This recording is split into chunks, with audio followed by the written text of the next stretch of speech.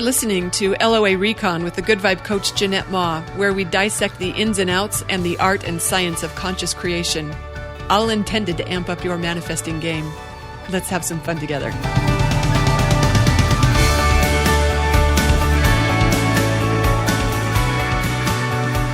Oh, dang, guess who's having a really good hair day today? It's me. I just grabbed a hair tie to tie my hair. I don't like to record with my hair down. I don't know why, but I need it out of my way.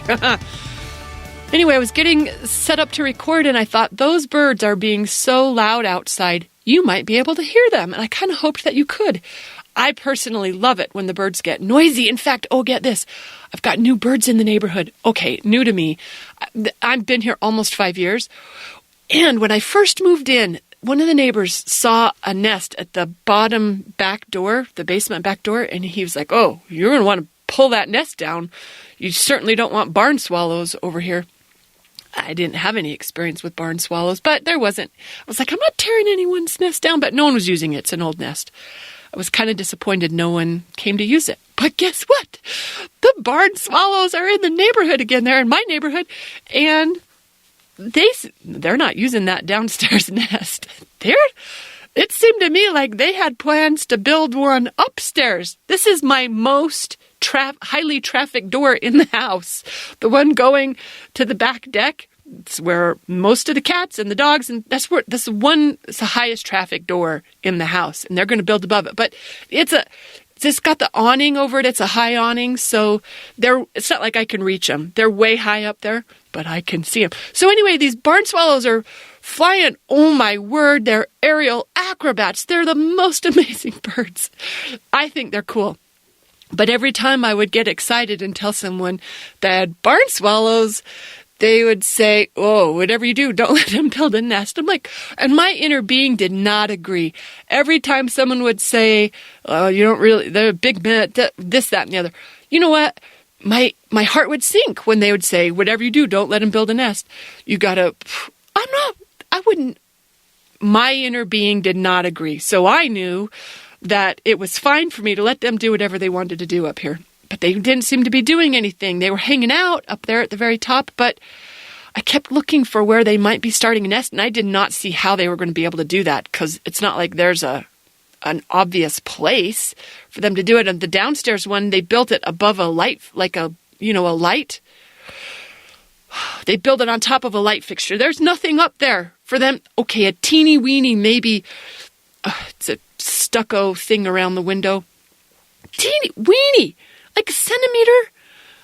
Okay, I don't know. It's not much. But I kept looking, thinking nothing. They've been up there like 2.5, 3 weeks, nothing.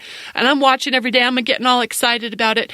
And I did. I talked with a bunch of people, and I Googled it. But every person who said to me, yeah, you don't want barn swallows, everything on, there's talk about how to make sure they don't keep building their nest. None of that felt good, so I knew, let them build.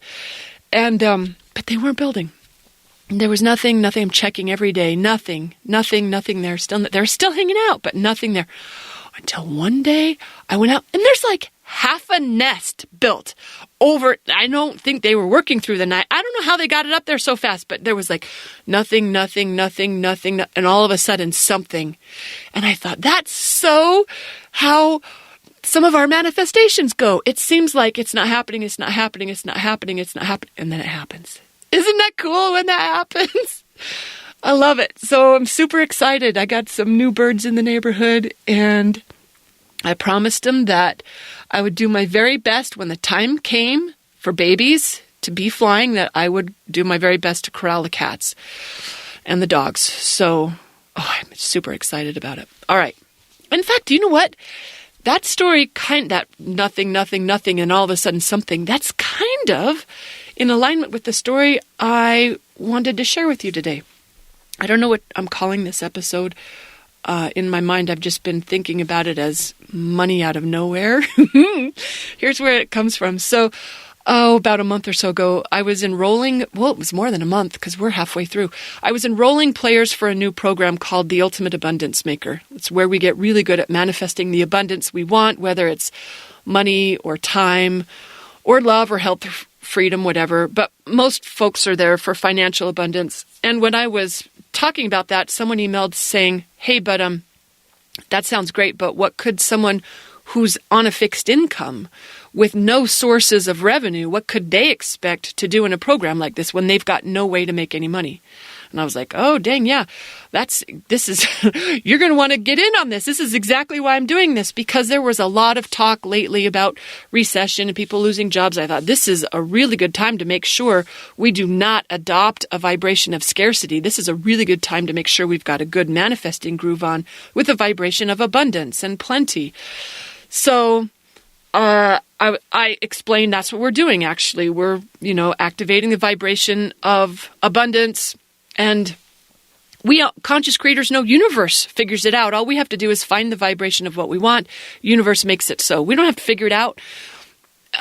And they wrote back saying, yeah, but do you offer a guarantee on it?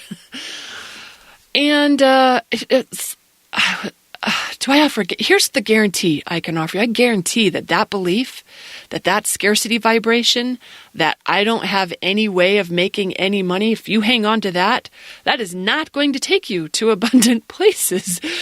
And no, I do not guarantee that I can change that for you. If I could, I would, but we're each in charge of our own vibration. I'm going to do my very best, but no guarantees. In fact, maybe check out a different resource, because it did not look like that person was set up for success with, doubts and fears and questions and such. So anyway, I was thinking about how common that thought is. That thought that we have to sort this out ourselves, that we have to find a way to make the money. We have to know where it's going to come from. That conscious creators know better. In fact, we know where money comes from. It comes from our vortex, as Abraham would say. It comes from our alignment. It comes from our allowing. It comes from our willingness to feel now, how we'll feel when we have what we want. That's where money comes from. Okay, you could do it a muggle way if you want. Plenty of people are. It's not the game I'm up to. That's not the game I was inviting everyone else to play. But when we were a couple weeks in the program, someone asked, I think the question came up, where does money come from? And I think they meant it like in a practical sense, like in the 3D world. Where does money come from? And I didn't say it comes from. It does come from our vortex. That's where it comes from. But what I answered was, it comes from everywhere. Money comes from everywhere. Everywhere I turn, there's more money. Oh, can you imagine a person with that belief and that vibration? They're going to have a very different experience than someone who believes that no money is coming in because they're retired, because they have no revenue sources. All right. This is where the story comes in that I wanted to share about on this episode. Oh my gosh, I'm 7 minutes in and I haven't even started. All right. So this story comes from a loved one who gave me permission to share without identifying details. So he is retired and has been for a while on a fixed income, on a pension, and it's a modest pension, but it's enough. He's careful with his money, but he doesn't feel limited by it. Right? So he's not rolling in cash. It is a fixed income.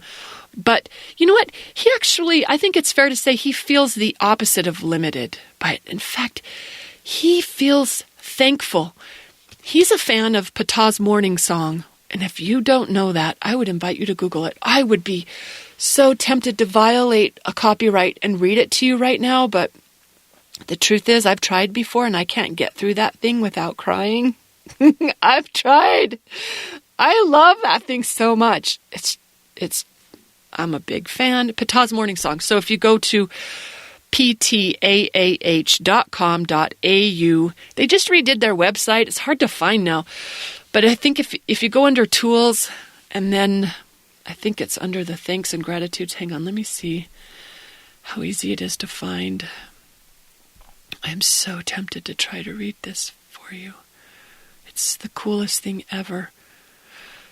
I could tell already. I'm looking at it right now.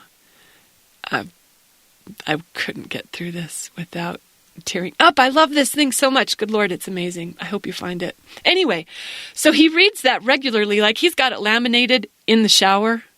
He's reading Ptah's Morning Song every day. And it's just a song of thanks. It's the coolest thing. He's got that vibe. In fact, the way he describes it, he says he's got an attitude of gratitude. You know, Abraham makes a distinction between gratitude and appreciation. I don't get that nitpicky about it, but I do understand the difference. When he says he's got an attitude of gratitude, he's just really good at giving thanks and feeling appreciation. Plus, he also meditates regularly. He's a conscious creator. He's got good vibes. Okay, so one day he tells me this story. He says, I've got good news. I'm like, oh, I can't wait to hear it. I've got good news, he says. You know how I was diagnosed with prostate cancer? And I stopped him. I said, what? No, I did not know how you were diagnosed with prostate cancer. And I don't understand how I've got good news story starts with, you know how I've got cancer? And he's like, I'm sure I told you. I'm pretty sure I'd remember. He says, well, it's no big deal. I talked to 2 doctors. They both said same thing. This is not what I'm going to die from. It's fine. I know enough about prostate cancer myself to know that's true.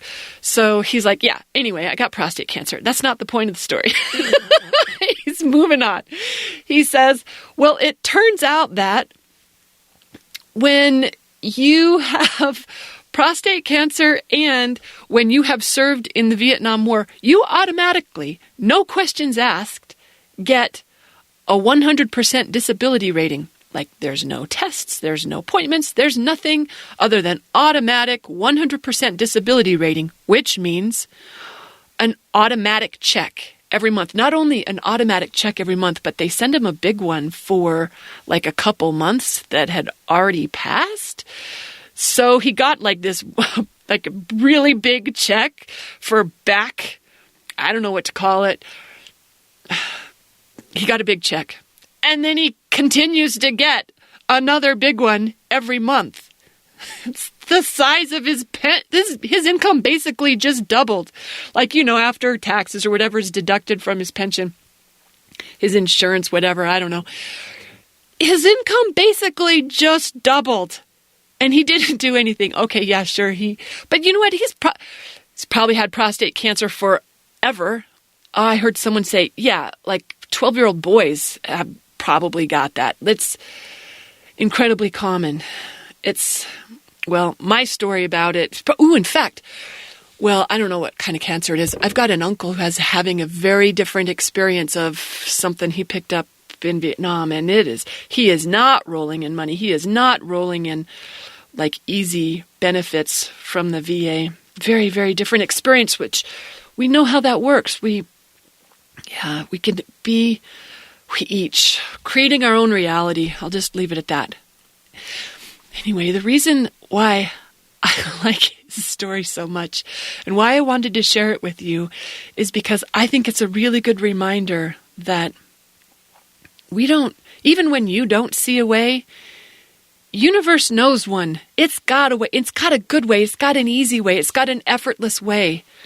And it can be fast. Just like me watching those barn swallows not building a nest until all of a sudden there they were. The nest was like, ta-da, so fast. It was not here, not here, not here, not here. Ta-da, here. Wow. Just like that, all this time. This is what our money is. This is what it is. This is what it is. This is what, ta-da, doubled. And you didn't have to do hardly anything. Okay, yeah, he did go to war. My point being that, we don't have to figure this stuff out ourselves. We don't have to figure out how to make it happen on our own. We don't have to know the way. All we have to do is find ways, find reasons to be thankful or to enjoy life, or to just even know and entertain the belief that it just keeps getting better. And also to not need it. That's the other thing. He did not need the money. He wasn't like, if only I had. He wasn't feeling shortage. He was really good at what's going right. He was really good at plenty. He was really good at enjoyment. He is really good. There's no past tense about that. He is really good. And I was like, you're probably going to need some help in learning how to spend more. His money just doubled. That's so cool. I love, love, love that story. It really is easier than we make it out to be most of the time. It really is. I hope you enjoy this story too. And I want to say for everyone wondering about what's that ultimate abundance maker she's talking about, it's closed. Do not sign up. We're like halfway through. So, but if you're not on my newsletter, because I emailed everyone about it, get on my newsletter over at goodvibeblog.com. Sign up for anything. You'll be on my list. I'll tell you about whatever it is I got going on next. And while you're online, go check out the morning song from Ptah. Again, it's ptaah.com.au.